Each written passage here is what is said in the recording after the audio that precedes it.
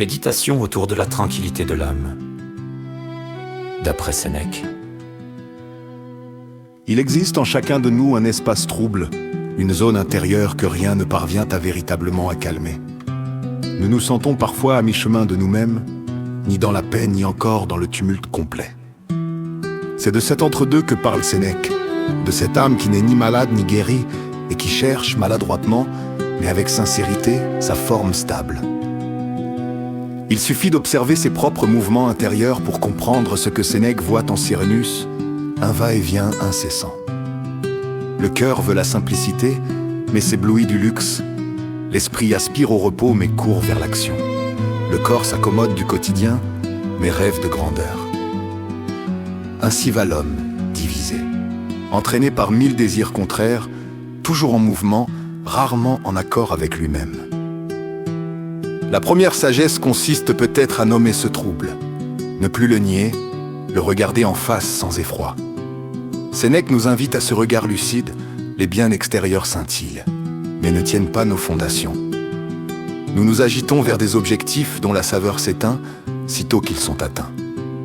Nous croyons manquer du monde, mais nous manquons surtout de nous. L'intranquillité naît là, dans le désir qui s'accroche, dans l'attente qui exige, dans l'âme tournée vers ce qu'elle ne possède pas. Alors, Sénèque murmure presque comme un médecin de l'esprit. Reviens à l'intérieur. Réduis le champ du désir.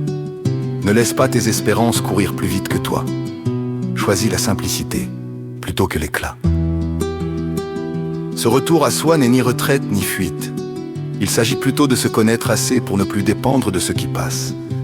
Être au monde, mais ne pas s'y dissoudre. Participer, mais sans se perdre.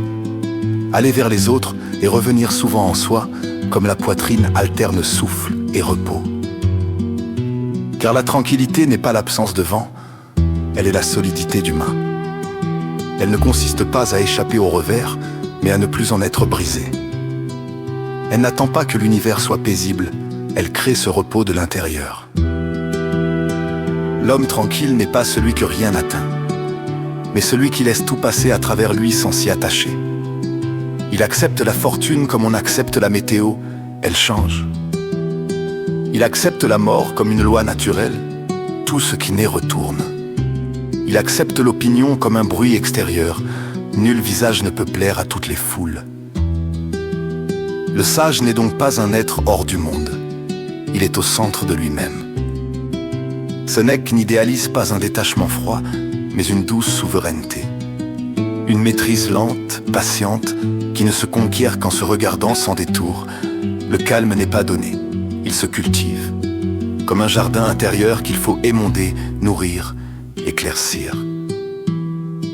Il y aura encore des secousses, il y aura des bruits, des pertes, des injustices. Mais il peut exister en nous un lieu que rien ne renverse. Une île, un centre, une demeure. C'est cela la tranquillité de l'âme. Non un sommeil, mais une lucidité qui ne tremble plus. Non une absence de désir, mais un désir devenu maître de lui-même.